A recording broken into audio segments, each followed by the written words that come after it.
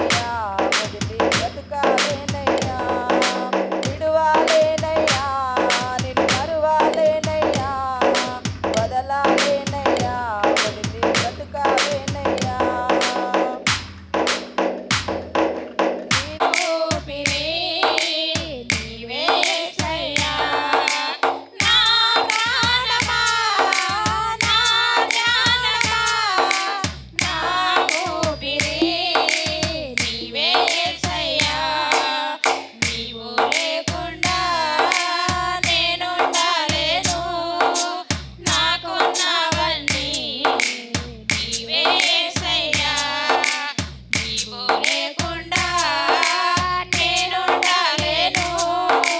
నాకున్నవన్నీ నీవే యేసయ్యా.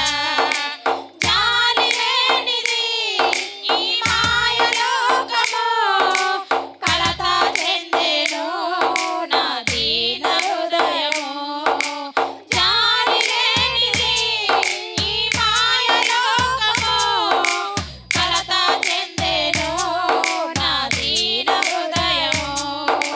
నన్ను కాపాడుటకు నా దరి నిలచితివా, హస్తము చాపితివా, నన్ను బలపరచితివా. నన్ను కాపాడుటకు నా దరి నిలచితివా, హస్తము చాపితివా, నన్ను బలపరచితివా. నా ప్రాణమా, నా ధ్యానమా, నా ఊపిరి నీవే యేసయ్యా. నా ప్రాణమా, నా ధ్యానమా, నా ఊపిరి నీవే యేసయ్యా. నీవు లేకుండా నేనుండలేను. నాకున్నవన్నీ నీవే యేసయ్యా. నీవు లేకుండా నేనుండలేను. నాకున్నవన్నీ నీవే యేసయ్యా. నన్ను ప్రేమించేవారు ఎందరు ఉన్ననో, అంతము వరకు నాతో ఉండరు. నన్ను ప్రేమించేవారు ఎందరు ఉన్ననో, అంతము వరకు నాతో ఉండరు. నాలో ఉన్నవాడా, నాతో ఉన్నవాడా, నా ప్రాణము నీవే యేసయ్యా.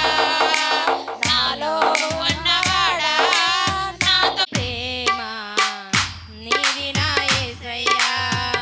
మహిమగల ఆత్మతో నన్ను నింపినవయ్యా. కోపించుచూనే వాత్సల్యత చూపుచు, గద్దించుచూనే సరిచేయుచున్నావు. కోపించుచూనే వాత్సల్యత చూపుచు, గద్దించుచూనే సరిచేయుచున్నావు. నా ప్రాణ ప్రియుడా, నా యేసు దైవమా, నీ ఎడబాటు ఉంటే నే బ్రతుకగలనా. నా ప్రాణ ప్రియుడా, నా యేసు దైవమా, నీ ఎడబాటు ఉంటే నే బ్రతుకగలనా. ఆనందించి ఆర్భాటించి ఆరాధించెదా, సర్వలోకములో నీ సువార్తనే చాటెదా. ఆనందించి ఆర్భాటించి ఆరాధించెదా, సర్వలోకములో నీ సువార్తనే చాటెదా. మారని ప్రేమ నీది నా యేసయ్యా. మహిమగల ఆత్మతో నన్ను నింపినవయ్యా. మారని ప్రేమ నీది నా యేసయ్యా. మహిమగల ఆత్మతో నన్ను నింపినవయ్యా. నీవు వేసిన కంచె దాటగలవాడు లేడు. నీవు తెరచిన తలుపు మూయగలవాడు లేడు. నీవు వేసిన కంచె దాటగలవాడు లేడు. నీవు తెరచిన తలుపు మూయగలవాడు లేడు. సింహాల నోలనైనా మూయగలవు నీవు. సింహాల నోలనైనా మూయగలవు నీవు. అగ్ని బలమును చల్లార్చగలవు. అగ్ని బలమును చల్లార్చగలవు.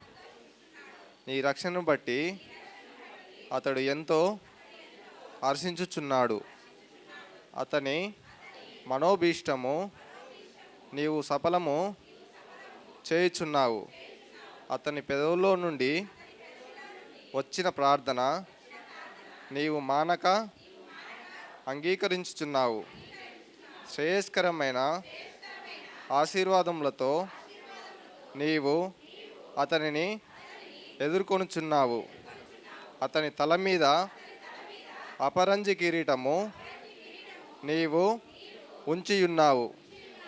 ఆయుష్ నిమ్మని అతడు నిన్ను నడువగా వరమడగగా నీవు దానిని అతని అనుగ్రహించి ఉన్నావు. సదాకాలము నిలుచు దీర్ఘాయువు నీవు దయచేసి ఉన్నావు. నీ రక్షణ వలన అతనికి గొప్ప మహిమ కలిగెను.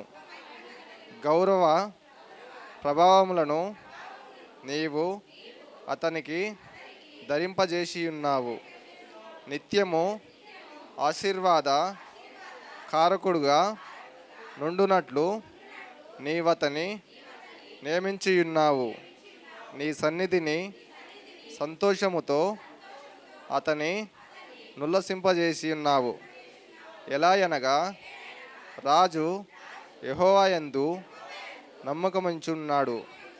సర్వోన్నతుని కృపచేత అతడు కదలకుండా నిలుచును. నీ హస్తము నీ శత్రువులందరినీ చిక్కించుకొనును. నీ దక్షిణ హస్తము నిన్ను ద్వేషించు వారిని చిక్కించుకొనును. నీవు ప్రత్యక్షమైనప్పుడు వారు అగ్నిగుండము వలె అగుదురు. తన కోపము వలన యెహోవా వారిని నిర్మూలము చేయును. అగ్ని వారిని దహించును. భూమి మీద నుండకుండా వారి గర్భఫలమును నీవు నాశనం చేసేదవు. నరులలో నుండకుండా వారి సంతానమును నశింపజేసేదవు. వారు నీకు కీడు చేయవలనని ఉద్దేశించిరి, దురాపాయము పన్నిరి, కానీ దానిని కొనసాగింపలేకపోయిరి. నీవు వారిని వెనుకకు త్రిప్పివేసెదవు. నీ వింటి నారులను బిగించి వారిని ముఖము మీద కొట్టుదువు. యెహోవా నీ బలమును బట్టి నిన్ను హెచ్చించుకొనుము. మేము గానము చేయుచు నీ పరాక్రమమును కీర్తించెదము. హెబ్రీయులకు రాసిన పత్రిక 4వ అధ్యాయము మరి 12వ వచనం. వెరీ గుడ్, చదవమ్మా. ఎందుకనగా దేవుని వాక్యము సజీవమై బలము గలదై రెండంచులు గల ఎటువంటి ఖడ్గము కంటే వాడిగా ఉండి ప్రాణాత్మ కీళ్లను మూలిగను విభజించినంత మటుకు దూరుచు హృదయం యొక్క తలంపులను ఆలోచనలను శోధించుచున్నది. దేవునికి స్తోత్రం. 2 చేతులు పైకెత్తి. దేవుని బిడ్డలారా, దేవుని వాక్యం చాలా శక్తి గలది. మన జీవితాలు బాగుపడకపోవడానికి బాగినండి, మనం దేవునిలో బలంగా ఉండకపోవడానికి కారణం ఏంటంటే వాక్యాన్ని జాగ్రత్తగా వినం, వాక్యాన్ని శ్రద్ధ పెట్టి వినం. వాక్యాన్ని ఎప్పుడైతే నువ్వు జాగ్రత్తగా వింటావో, నేను ఒక సేవకునిగా చెప్పగలను, చాలా కుటుంబాలు పాడైపోయినాయి దేవుని మాటలు వినకనే. అందుకని దేవుడు, మీరు నా మాట వినేడలా మీరు బ్రతుకుదురు. స్తోత్రం చెప్పండి గట్టికోసారి. సామెతలు 4వ అధ్యాయము 4వ వచనం అనుకుంటా, ఒకసారి చూడండి, అది ఎక్కడ ఏముంటుంది. 4:4 చూడండి. సామెతలు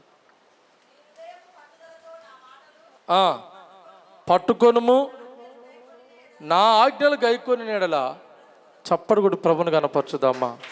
హల్లెలూయా. మనం బ్రతకడానికి మనకు ఆధారం ఏంటంటే దేవుని వాక్యమే. ఆయన మాటలు జీవం గలయి. ఆయన మాటలు మన జీవితాలు మారుస్తాయి, మన పరిస్థితులు మారుస్తాయి. ఏమండి, లేని వాటిని ఉన్నట్టుగా పిలిచేది దేవుని మాటలు. దేవునికి స్తోత్రం. అర్థమవుతాం మీకు చెప్పి. కాబట్టి దేవుని వాక్యాన్ని జాగ్రత్తగా మనం వినాలి. ఆసక్తితో వినాలి. చూద్దాం, దేవుని మెసేజ్లోకి వెళ్దాం. జపన్య గ్రంథము, జపన్య 3వ అధ్యాయము 19వ వచనం 20వ వచనాన్ని ధ్యానిద్దాం. జపన్య గ్రంథము 3వ అధ్యాయము 19వ వచనము 20వ వచనం. కాలమున ఆ నిన్ను హింసపెట్టు వారందరినీ హింస పెట్టు వారందరినీ నేను శిక్షింతును, కుంటుచు నడుచు వారిని నేను రక్షింతును, చెదరగొట్టబడిన వారిని సమకూర్చుదును. ఏ ఏ దేశములలో వారు అవమానం నొందిరో అక్కడ నెల్ల నేను వారిని ఖ్యాతి మంచి పేరును కలగజేసేదను. ఓకే, 20వ వచనం. ఆ కాలమున మీరు చూచుచుండగా నేను మిమ్మును చెరలో నుండి రప్పించి మిమ్ములను సమకూర్చిన తర్వాత మిమ్ములను నడిపింతును. నిజముగా భూమి మీద జనులందరి దృష్టికి నేను మీకు ఖ్యాతిని మంచి పేరును తెప్పింతును. ఇదే యెహోవా వాక్కు. స్తోత్రం చెప్పండి గట్టికోసారి. చూడాలి, అటు ఇటు చూడొద్దు, ఇక దిక్కులు చూడొద్దు. వాక్యం అయిపోయిందంటే చూడాలి. ఇక్కడ దాని వివరణ పరిశుద్ధాత్మ దేవుడు మనతో మాట్లాడుతున్నప్పుడు మనం జాగ్రత్తగా వినాలి. నీ పట్ల దేవునికున్న ప్రణాళికని గమనించాలి, ఆయన కలిగినటువంటి ఉద్దేశాలను గమనించాలి, ఆయనకున్న ఆలోచన విధానాన్ని మనము గమనించాలి. మన పిల్లల పట్ల కూడా మనం కొన్ని కలలుగా అంతాం. నా పిల్లగాడు అది కావాలి, నా పిల్ల ఇది కావాలి, అవునా, నా పిల్లలు అట్టుంటే బాగు, ఇట్టుంటే బాగు. మనం ఎట్లయితే ఆశపడతామో దేవుడు కూడా మన పట్ల కొన్ని ఆశలు కలిగి ఉన్నాడు. దేవునికి స్తోత్రం. చూడండి, దేవుడు ఏదైనా ఇవ్వాలనుకుంటే దేవుడు మొదట ఏం చేస్తాడో తెలిసిన, మనము జ్ఞానంలో ఎప్పుడైతే మెచ్యూరిటీ అంటే ఎదుగుదల జరుగుతుందో అప్పుడు దేవుడు మనకు సమకూరుస్తాడు. మనం జ్ఞానంలో ఎదగనంత సేపు దేవుని ద్వారా మనకి ఏమీ రాదు. దేవుని స్తోత్రం. ఎందుకంటే దేవుడు ఏది ఇచ్చినా దాని విలువేందో మనకు తెలవాలి.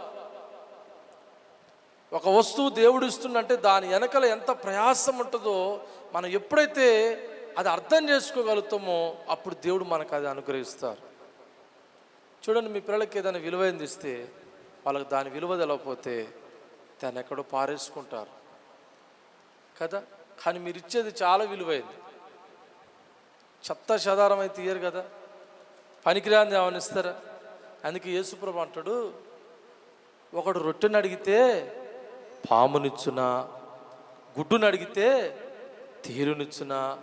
మీరు చెడ్డవారయ్యుండి మీ పిల్లలకు మంచి ఈవులు అంటే మంచి వస్తువులు అని ఎరుగుదును, మరి మీ పరలోకపు తండ్రిని మీకు ఇంకెంత మంచి ఇస్తాడు అని ప్రభు మాట్లాడతాడు. దేవుని స్తోత్రం. ఇక్కడ ప్రభు ఇశ్రాయేలు ప్రజల గురించి అంతిమ కాలంలో అంటే యుగ సమాప్తిలో జరుగుతున్నటువంటి ఒక విషయాలని జపన్య ద్వారా దేవుడు మాట్లాడుతూ ఉన్నాడు. హల్లెలూయా. ఆయన వారికి మాత్రమే దేవుడా, మనకు దేవుడు కాదా? ఈ వాక్యము ఒక ప్రాంతానికి ఒక దేశానికి సంబంధించిందా? కాదు.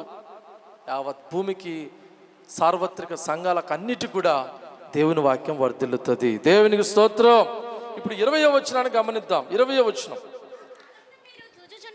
మీరు చూచుచుండగా నేను మిమ్మును చెరలో నుండి రప్పించి. చూడండి, దేవుని యొక్క ఉద్దేశంలో ఎవరైతే చెరలో ఉంటారో వాళ్ళని విడిపించాలన్నది దేవుని యొక్క ఉద్దేశం. పక్కలో చెప్పండి, దేవుని ఉద్దేశం ఏంటండి? చెరలో ఉన్న వారిని విడిపించాలన్నది దేవుని ఉద్దేశం. మనమందరం కూడా ఒకప్పుడు చెరలో ఉన్న వాళ్ళమే కదా.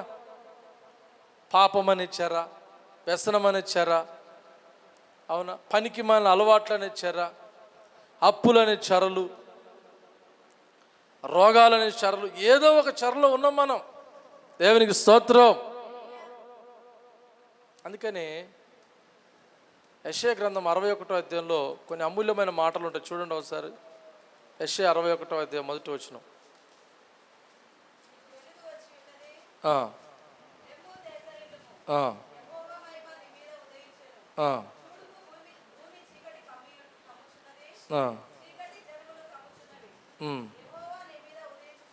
దేవునికి మహిమ కలుగును గాక. స్తోత్రం చేద్దాం గట్టికోసారి.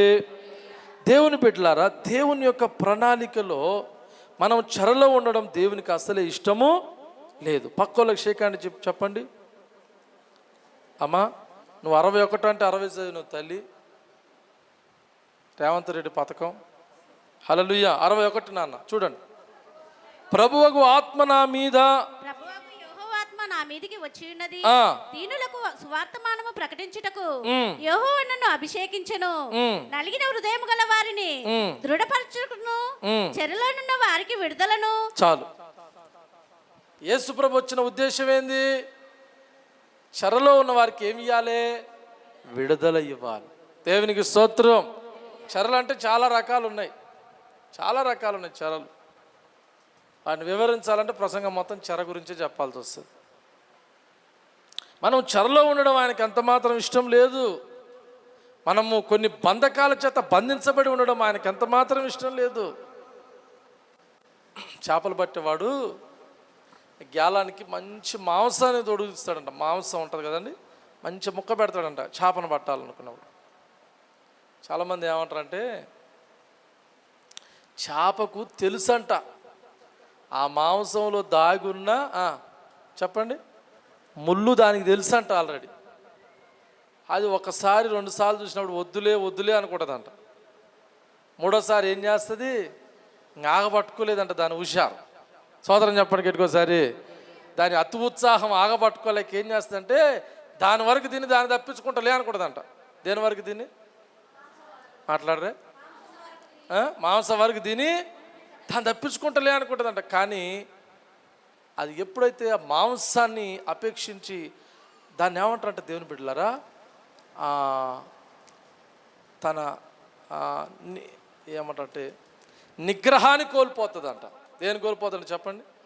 నిగ్రహాన్ని కోల్పోతుంది. కొంతమంది అంటారు చెయ్యొద్దు అనుకుంటా కానీ అదే చేస్తున్నా, పోవద్దు అనుకుంటా కానీ అక్కడికే పోతున్నా, నాకు ఇష్టం లేదు కానీ దాన్నే చేస్తున్నా. అంటే దీని అర్థం ఏంటంటే నిగ్రహాన్ని కోల్పోవడం. ఏం కోల్పోవడం? నిగ్రహాన్ని కోల్పోవడం. గలతీయులకు రాసిన పత్రిక 5వ అధ్యాయం 22వ వచనంలో ఆత్మ ఫలాలను గురించి రాస్తూ చివరి ఫలం ఏంటిదంటే చూడండి అక్కడ 22వ వచనం, ఆత్మ ఫలములు ఏమనగా, చివరి వచనం, అందులో చివరి పదం దొరకలేదా? ఆత్మఫలం ఏమనగా అదే లైన్లో కాదు తప్పు చదువుతూ చివరి పదం అంటే ఇక ఎమ్మటే చెప్పేసేయాలి. ఇక విశ్వాసము, సాత్వికము, ఆశా నిగ్రహము. గది రావాలంటున్నా. చివరి పదమే కదా ఆశా నిగ్రహము. ఫలములలో, ఆత్మ ఫలాలలో చివరి ఫలం ఏంటంటే ఆశా నిగ్రహం. చెప్పండి ఏదండి? ఆశా నిగ్రహం. ఆ ఫ్రూట్స్, ఆ ఫలము మనకుంటే ఏమైందంటే మనము అన్నిటికీ లొంగిపోలేం. స్తోత్రం చెప్పండి గట్టికోసారి. 2 చేతులు పైకెత్తి చెప్తామా? మనం లొంగిపోలేం. దానికి లొంగిపోతే ఏమైందంట మన జీవితము చెరలోకి వెళ్తుంది. మరలా దేనికి వెళ్తుంది చెప్పండి? మీకు ఒకసారి చెప్పాను కదా, ఒక అబ్బాయి చెరలో పడ్డాడంటే రాజకీయ నాయకుడు పోయి ఇడిపించును ఒకసారి. మళ్ళీ ఒకసారి ఈయనకేదో పని ఉంటే పోయి చూస్తే వాడు అల్లనే ఉన్నంట. ఏదిరా మననే బయటకొస్తుగా అంటే సార్ అండి మరి అండి. రెండోసారి కూడా ఆయన కనికరించి వదిలిపెట్టేసి, మూడోసారి కూడా పోయిండు ఎలకి మళ్ళీ ఎవరి కోసమో పోయిండంట. పోతే మళ్ళీ ఈడు అరే ఏమవుతుందిరా నీకంటే సార్ నా వల్ల కావట్లేదు అంటే గమనించండి, అపవాది మనల్ని ఎల్లేయాలని చూస్తుందంటే చెరలో వేయాలని చూస్తుంది. చెప్పండి దాని టార్గెట్ ఏంది? చెరలో వేయాలి, ఏదో ఒక చెరలో వేయాలి. యేసుప్రభు టార్గెట్ ఏంది? ఆయన పిల్లలు చెరలో నుంచి విడుదల జరగాలి. చప్పకొట్టండి గట్టికోసారి. హల్లెలూయా. ఆయన ఎన్నిసార్లు విడిపిస్తాడు చెప్పండి? మీరు విడిపిస్తారా ఏ వ్యక్తినైనా? మాటికి విడిపిస్తారా మీరు ఎవరినైనా? కనుక క్రైస్తవ జీవితంలో మనం చెరలోకి వెళ్లకుండా జాగ్రత్త పడాలి. దేవునికి స్తోత్రం. అపవాది గురించి యేసుప్రభు చెప్పాడండి తేటగా. ఏం చెప్పినా మీలో కొందరిని చెరలో వెయ్యవలనని అపవాది పొంచుకొని ఉన్నాడని ప్రకటన గ్రంథంలో రాస్తాడు. కనుక దేవుని బిడ్డలారా, యేసుప్రభు యొక్క ఉద్దేశం ఏంటంటే మనం ఏ చెరలో కూడా చిక్కబడిపోవద్దు అన్నదే ఆయన అనాది సంకల్పం. దేవునికి స్తోత్రం కలుగును గాక. రెండోది ఏంటంటే ఆయన కోరుకునేది ఏంటంటే రెండోది మనము సమకూర్చబడాలి. దేవునికి స్తోత్రం.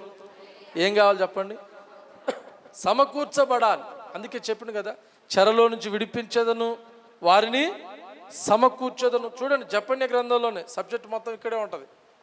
మీరు ఎటుపోయినా మళ్ళీ ఇడికే రావాలి. రప్పించి ఆ. మిమ్మల్ని సమకూర్చిన తర్వాత మిమ్మల్ని సమకూర్చిన తర్వాత మిమ్మల్ని ఏం నడిపించును. చేస్తాడంట? దేవుడు సమకూరుస్తాడంట. సమకూర్చడం ఆయనకి ఇష్టం. దేవునికి స్తోత్రం. 100 గొర్రెలలో ఒక గొర్రె ఏమైందంట? తప్పిపోయిందంట. 99 ఇచ్చిపెట్టిండు. ఎన్నిటిని ఇచ్చిపెట్టిండు? అంటే వాటి మీద ప్రేమ లేకనా, అవి అంటే ఇష్టం లేకనా? ఆ తప్పిపోయిన దాంట్లో ఏముందంత స్పెషల్?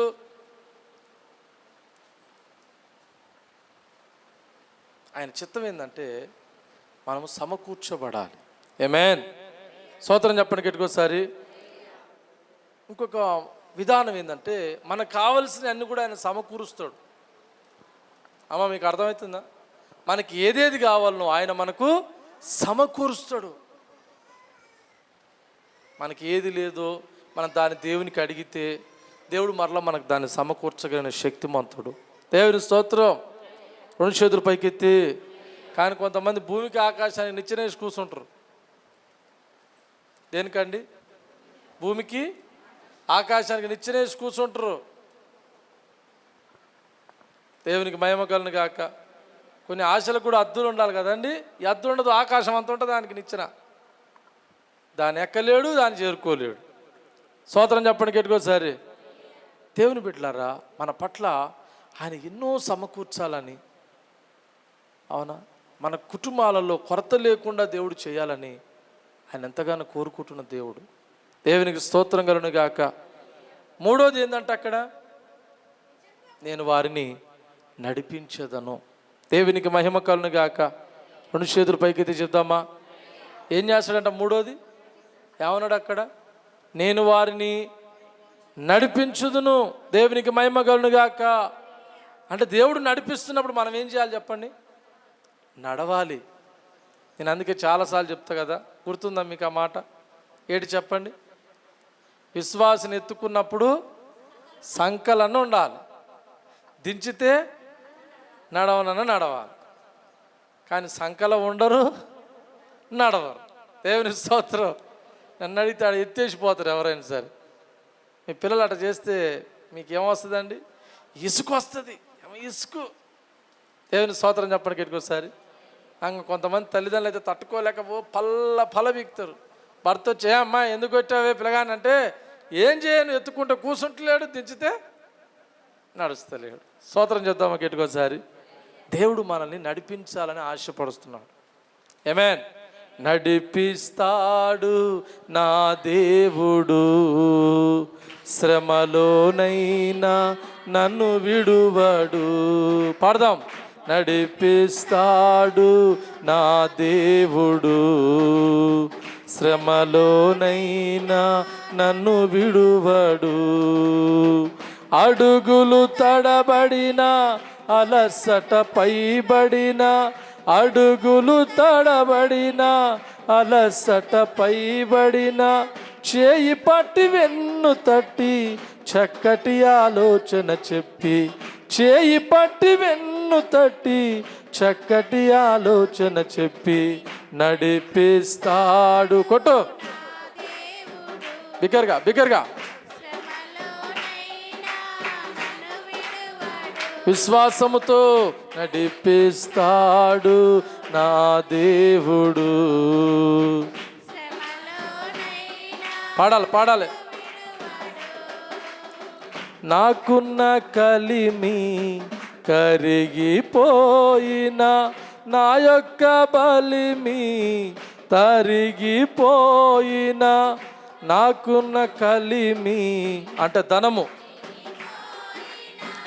నా యొక్క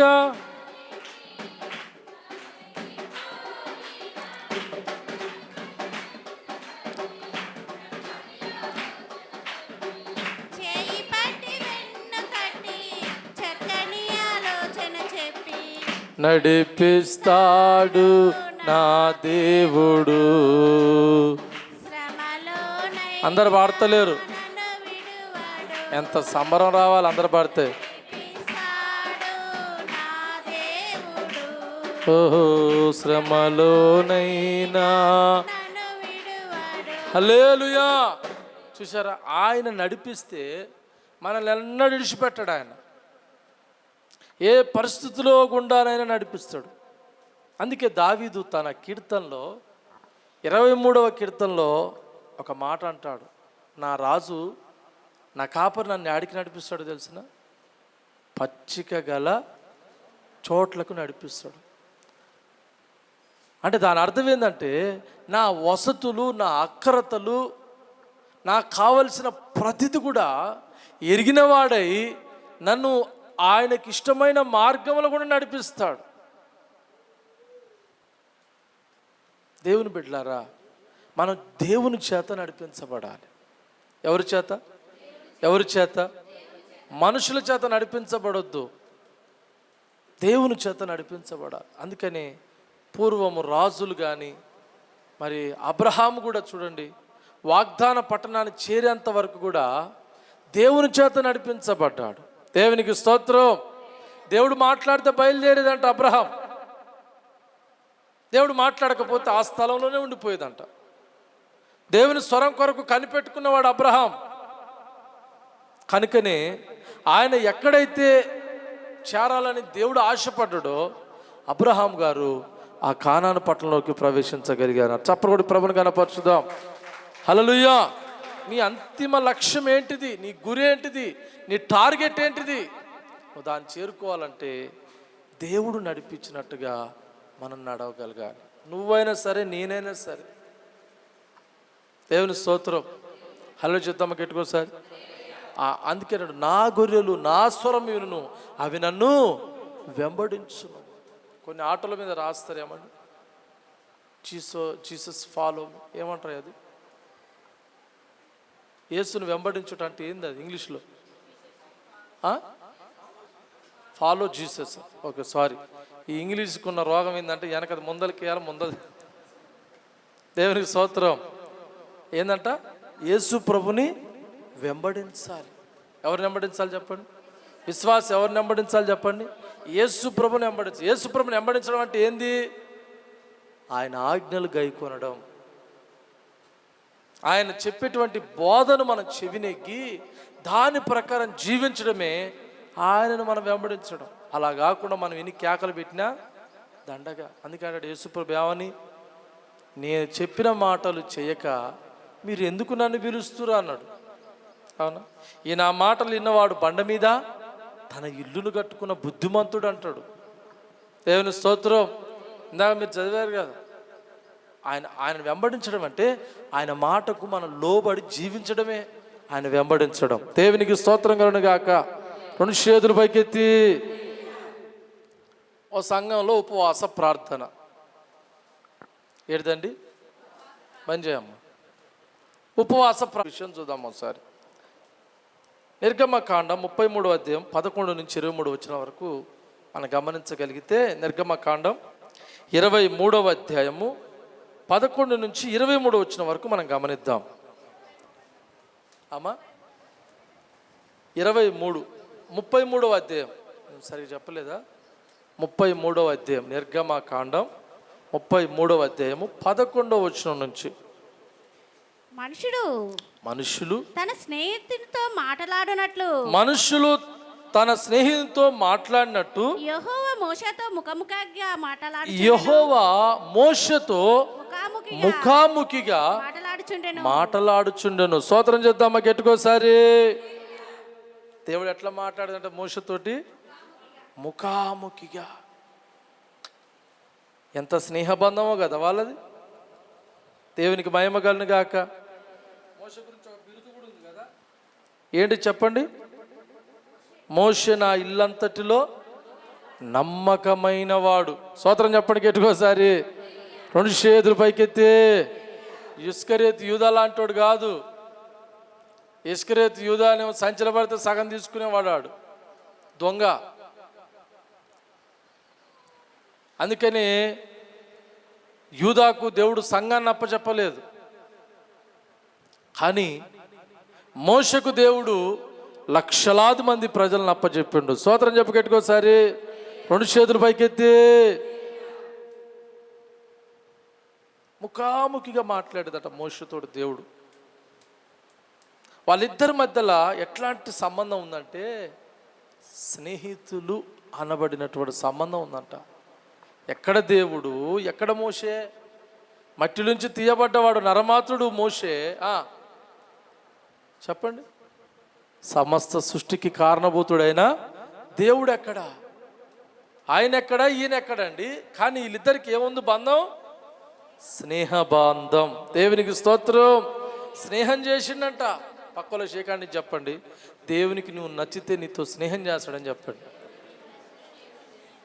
దొరుకుతలేవా చేతులు? దేవునికి మనం నచ్చాల మొదట. అర్థమైందా? దేవుడు ఏం చేస్తాడు? ఆ మోషతో ఎట్లా మాట్లాడుతున్నట్ట? స్నేహితునితో మాట్లాడుచున్నట్లుగా యెహోవా మోషతో ముఖాముఖిగా మాట్లాడుచుండెను. తరువాత అతడు కాలెంలోనికి తిరిగి వచ్చిచుండెను. ఆ అతనికి పరిచారకుడును నూను కుమారుడైన యెహోషువను యవనస్తుడు గుడారంలో నుండి వెలుపలికి రాలేదు. గమనించండి, మోషే దేవునికి ఎట్లా నమ్మకస్తుడో యెహోషువ కూడా మోషేకి అంత నమ్మకస్తుడు. స్తోత్రం చెప్పండి గట్టికోసారి. అర్థమవుతుందండి మీకు? మోషే ఎలాగైతే నమ్మకస్తుడో యెహోషువ కూడా అలాంటి నమ్మకత్వం కలిగిన వాడు. ఎందుకంటే ఆయన దగ్గర నేర్చుకుంటున్న ఆ విధానాలన్నీ, దేవునికి భయపడడం, దేవునికి లోబడడం, అవునా, నేర్చుకుంటున్న అన్ని కనుక దేవుడు మోషే తర్వాత యెహోషువకు ఆ కృపనిచ్చాడు. స్తోత్రం చెప్పండి గట్టికోసారి. మరొకరికి ఇవ్వలే. కారణం ఏంటంటే ఆయన కూడా, యెహోషువ కూడా నమ్మకమైన వాడు. స్తోత్రం చెప్పండి గట్టికోసారి. తర్వాత చదువుదాం. మోషే యెహోవాతో ఇట్లనెను, చూడుము, ఈ ప్రజలను తోడుకొని పొమ్మని నీవు నాతో చెప్పుచున్నావు గాని నాతో ఎవరిని పంపేదవో అది నాకు తెలుపలేదు. నీవు నేను నీ పేరును బట్టి నిన్ను ఎరిగి ఉన్నాననియు నా కటాక్షము నీకు కలిగినదనియు చెప్పిదివి కదా. కాబట్టి నీ కటాక్షము నా ఎడల కడిగిన ఎడల నీ కటాక్షము నా ఎడల కలుగునట్లుగా దయచేసి నీ మార్గమును నాకు తెలుపుము. అప్పుడు నేను నిన్ను తెలుసుకొందును. చిత్తగించుము, ఈ జనము నీ ప్రజలే కదా. దేవునికి స్తోత్రం. 2 చేతులు పైకెత్తి బిగ్గరగా చెప్తామా? దేవుని బిడ్డలారా, ఇక్కడ ఒక వివాదం జరిగింది. దేవుడు ఇశ్రాయేల్ ప్రజల్ని ఐగుప్తు అనే చెరలో నుంచి విడిపించిన తర్వాత, వాళ్ళు 10 అద్భుతాలు చూసిన తర్వాత, షార్ట్కట్ చెప్తాను వినండి జాగ్రత్త. వాళ్ళందరినీ దేవుని పర్వతం దగ్గర తీసుకొచ్చినాక మోషే ఉపవాసం ఉండడానికి దేవుని దగ్గర కొండ మీదకి వెళ్ళాడు. అతి తక్కువ రోజుల్లోనే ప్రజలందరూ ఏమయ్యారంటే విశ్వాస భ్రష్టులయ్యారని చెప్పొచ్చు. కొత్త నిబంధన ప్రకారం విశ్వాస భ్రష్టులైపోయి లోక సంబంధమైన వాటిలో వాళ్ళు కూరుకుపోయారు. అంటే పాపంలోకి వెళ్ళిపోయారు. ఇక భయంకరమైన ఆవుదూడను తయారు చేసుకున్నారు. వాళ్ళే మందు తాగడం మొదలుపెట్టాడు, వ్యభిచారం చేయడాలు మొదలుపెట్టారు. ఏమండి, లోక సంబంధమైన ఎన్ని అవుతుంటాయో వాటన్నిటిలో చెడిపోయారు ఇశ్రాయేల్ ప్రజలు.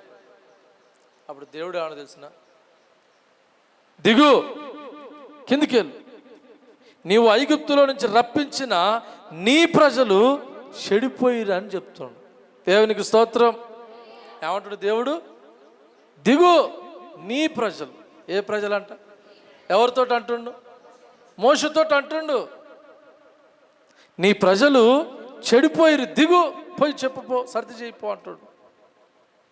దేవుడు ఆ మాట్లాడడానికి మెయిన్ కారణం తెలుసండి, దేవుడు ఆ ప్రజల మీద కోపపడ్డాడు. దేవుని స్తోత్రం. అదే మోషను పిలిచినప్పుడు ఏమన్నాడు కొండ మీద? నా ప్రజల యొక్క ఆర్తనాదాలు నాకు వినపడ్డాయి, వాళ్ళని విడిపించడానికి. హలో చెప్పన్యా, 3:20 మనం అనుకున్నాగా, చెరలో నుంచి ఉన్నవారిని నా ప్రజలను విడిపించడానికి నేను దిగి వచ్చి తిని. హల్లెలూయా. ఏ ప్రజలు? ఆ ప్రజలు ఎవరు ప్రజలు?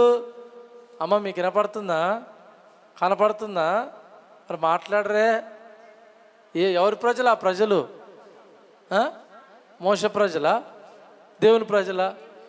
ఏమడు, నా ప్రజల మొర నేను ఆలకించాను, వారి నిట్టూర్పులు నా యొద్దకు చేరినాయి, నేను అలా నడిపిస్తానికి వచ్చిన కనుక నువ్వు నిలబడు, నాయకునిగా నడిపియాలి. దేవునికి స్తోత్రం. నడిపించేది నేనే కానీ నేను కనపడను కాబట్టి, నువ్వు కనపడతావు కాబట్టి నేను చెప్పింది నువ్వు చెయ్యి, అదే నడిపించుట. స్తోత్రం చెప్పుకెట్టుకోసారి. నేను చెప్పింది నువ్వు చెయ్యి, వాళ్ళు విడుదల వస్తుందని చెప్పేసి నాయకునికి ఎవరు పెట్టిండు? మోషని పెట్టిండు. దేవుని స్తోత్రం. నా ప్రజలు అన్నాడు. అప్పటిదాకా నా ప్రజలు అన్నారు. ఎప్పుడైతే వాళ్ళు తిరుగుబాటు చేశారో మోషతోటి ఏమన్నాడంటే, నీ ప్రజలు చెడిపోయి ఉన్నారు. దేవునికి స్తోత్రము కలుగును గాక. చూడండి ఒకసారి ఆ వచనాన్ని, 32వ అధ్యాయం 7వ వచనం, నిర్గమకాండము 32వ అధ్యాయం 7వ వచనం. కాగా యెహోవా మోషతో ఇట్లనను, నీవు దిగి వెళ్ళుము, ఐగుప్తు దేశం నుంచి నువ్వు రప్పించిన ప్రజలు చెడిపోయిరి. ఎవరు రప్పించారండి? ఎవరు రప్పించారు? మోషనా దేవుడా? మాట్లాడరే. ఎవరు రప్పించారు? మరి దేవుడు ఏమంటుండే ఇక్కడ? నీవు రప్పించిన, హలో, నీవు రప్పించిన నీ ప్రజలు. ఏడొచ్చింది ఏడ? కొంతమంది కోపం వచ్చి అంటారు, ఎవరు అమ్మ ఎవరా, అయ్యి ఎవరు, అన్న ఎవరు, తమ్ముడు ఎవడా? ఈ మాటలన్నీ ఎప్పుడు వస్తాయి చెప్పండి మనకు? బాగా కోపం వచ్చినప్పుడు కదా. ఇప్పుడు దేవుని కూడా ఏమొచ్చింది? అందుకని మోషే బతిలాడుతుండు. దేవుని స్తోత్రం. అందుకని మోషే అడుగుతుండు, అయ్యా నీ ప్రజలను నడిపించడానికి రానాయన. స్తోత్రం చెప్పుకెట్టుకోసారి. ఇప్పుడు ఈడ చూడండి 13వ వచనం. కాబట్టి నీ కటాక్షం నా ఎడల కలిగిన ఎడల, నీ కటాక్షం నా ఎడల కలుగునట్లుగా దయచేసి నీ మార్గము నాకు తెలుపుము, అప్పుడు నేను నిన్ను తెలుసుకొందును, చిత్తగించుము, ఈ జనము నీ ప్రజలే కదా అనెను. అందుకు ఆయన, నా సన్నిధి నీకు తోడుగా వచ్చును, నేను నీకు విశ్రాంతి కలుగజేతుననగా. దేవునికి స్తోత్రం. ఏమంటాడు దేవుడు? ఇక్కడ ఏమంటుంది? పోట్లాట అయింది. దేవుడేమో నీ ప్రజలను మోసతో అనడం, మోసం కాదు నీ ప్రజలు అనడం. హల్లెలూయా. వీళ్ళిద్దరికి బాగా ఏమైంది? వాదన అయింది. అప్పుడు మోషే మళ్ళీ ప్రారంభాన్ని గుర్తు చేస్తుండ, అయ్యా నీ కటాక్షం నా మీదకి వచ్చింది. దేవునికి స్తోత్రం. ఇంతమంది ఉండగా నువ్వు నన్ను ఎందుకు కోరుకున్నట్టు? నువ్వు నాకే ఎందుకు పని అప్పచెప్పినట్టు? నువ్వు నాకే ఎందుకు అంత బలం ఇచ్చినట్టు? కనుక నీ ప్రజలను తీసుకొచ్చాడు నువ్వు వదిలిపెడితే, వాళ్ళు దిక్కులేని సాగు చేస్తే, లోకాలన్నీ అనుకుంటే ఇదిగో వాళ్ళ దేవునికి వాళ్ళని రక్షించడం చేత కాలేదు. వాళ్ళు చేసింది ఎవరు చూస్తాడు? బయట ఎవరు కనపడద్దండి? మాట్లాడరే. ఒకసారి మనం చేసేది కూడా ఎవరికి కనపడదు, కానీ మనకి ఏదైనా అయితే బయట మొత్తం వినపడుతుంది. హలో, బయట మొత్తం వినపడుతుంది. అయ్యా వాళ్ళు మీ విశ్వాసం అంటగా, మీ మందిరానికి వస్తారంటగా, వాళ్ళ కట్టెందుకైంది, ఇలా కిట్టెందుకైందని ఇది వినపడుతుంది, కానీ చేసేది మాత్రం ఎవరికి?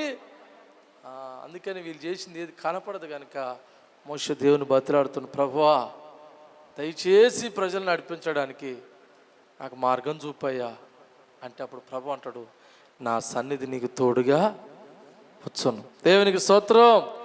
నే ముందెన్నడు వెళ్ళని తెలియని మార్గము నాకు ఎదురాయనే. పాడదాం మనసారా. నే ముందెన్నడు, కొట్టాలి సప్పటి బిగ్గరగా. తెలియని మార్గము నాకు సాగిపో,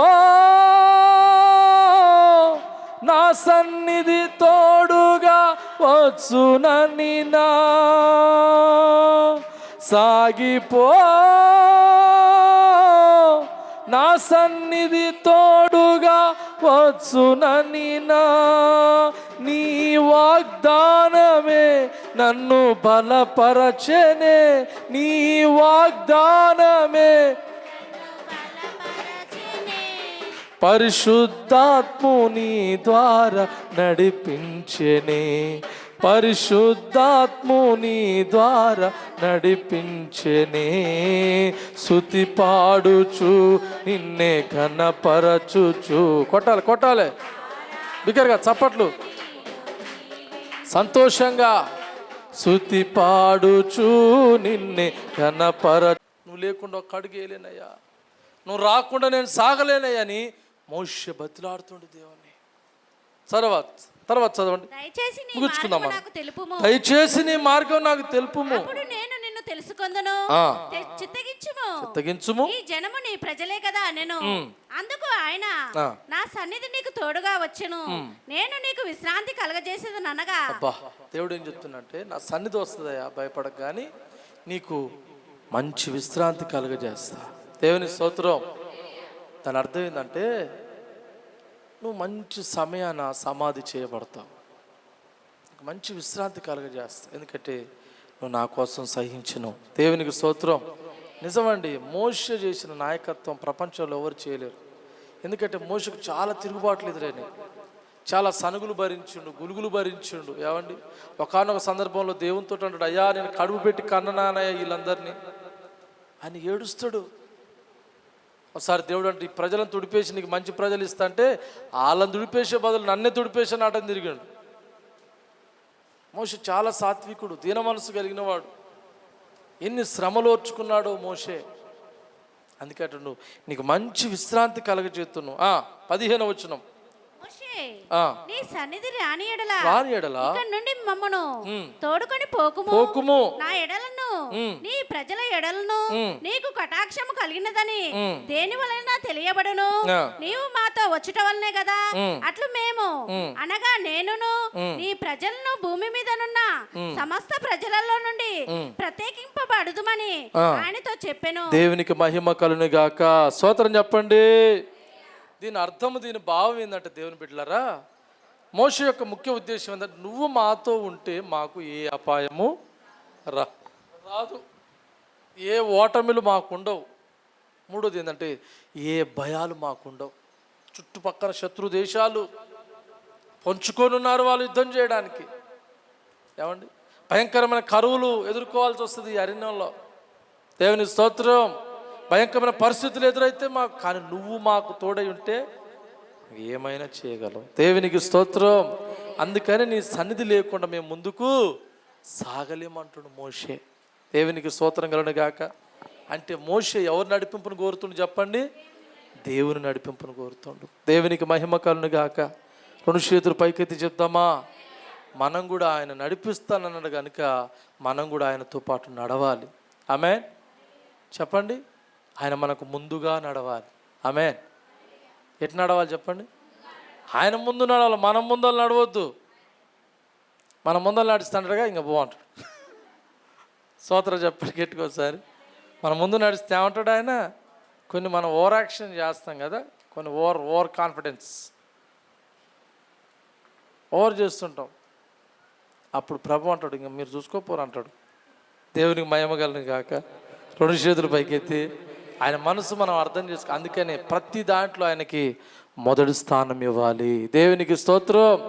మత్తయి సువార్త 10వ అధ్యాయం 16వ వచనంలో ఆయన శిష్యులను పంపుతూ మాట చెప్పాడు. 10వ అధ్యాయం 16వ వచనం, ఇదిగో తోడేళ్ల మధ్యకు గొర్రెలను పంపినట్టుగా నేను మిమ్మల్ని పంపుచున్నాను. పాము వలె వివేకులను పావురం వలె నిష్కపటులై ఉండండి. చాలండి. దేవుని స్తోత్రం. దేవుని నడిపింపు అంటే ఏందో తెలిసిన దేవుని బిడ్డలారా, నేను మిమ్మల్ని ఒక ప్రాంతానికి నడిపిస్తున్నా, మీరు వెళ్ళి ఆ మార్గంలో ఈ 2 విషయాల్లో జాగ్రత్తగా ఉండండి. మిమ్మల్ని పంపించేది తోడేళ్ల మధ్యకు. ఏమన్నా సర్పంచ్ అన్నారు రికార్డు ఏటి మధ్యలో కంట కృషితో అంటాడు. అదే అధ్యాయంలో నా మంచితనం అంతా కూడా నీ ఎదుట కనపరుస్తా. చెప్పకూడదాం గట్టికోసారి. దేవుడు ఏం చూపిస్తాడంట మన ఎదుట? తన మంచితనం అంతా కనపరుస్తాడంట. చివరికి వస్తున్నాను, చివరి మాటలు ధ్యానించుకుందాం పిల్లరా. దేవుని మహిమ కలుగును గాక. ప్రకటన గ్రంథం 3వ అధ్యాయం 12వ వచనం చదువుకుందాం. ప్రకటన గ్రంథం 3వ అధ్యాయం 12వ వచనం త్వరగా.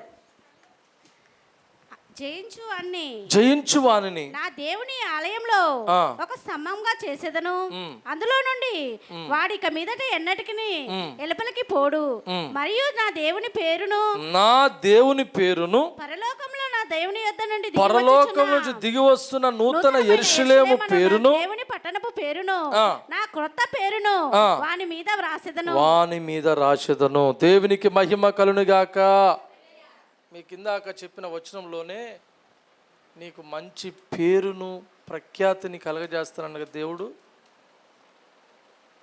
ఒకటేమో చెరలో నుంచి విడిపించడం, ఆ రెండో చెప్పండి సమకూర్చడం, మూడో చెప్పండి నడిపించడం, నాలుగోది ఎందుకు తెలిసిన నీకు మంచి పేరును గుర్తింపును తీసుకురావాలన్నదే ఆయన ఆశ. దేవుని స్తోత్రం. ఒకప్పుడు మన సాక్ష్యాలు ఎట్లున్నాయో కదా, సాక్ష్యం అంటే బ్రతికే, మన బ్రతుకులు ఎట్టుంటాయో మన సాక్ష్యాలు అట్టుంటాయి. దేవుని మహిమగలను గాక. పేరు అంటే నాకు గుర్తొచ్చే మాట ఏంటంటే మన ప్రవర్తనే. ఏం పేరమ్మా మీ పేరు? ఇంకా అటు చూస్తగినది. దేవునికి స్తోత్రం. మీ పేర్లు ఏదో ఒకటి ఉన్నాయి మంచి, అవి మనం గుర్తుపట్టడానికి మన ముఖానికి తలిగిచ్చారు మానవులు పుట్టగానే ఒక పేరు.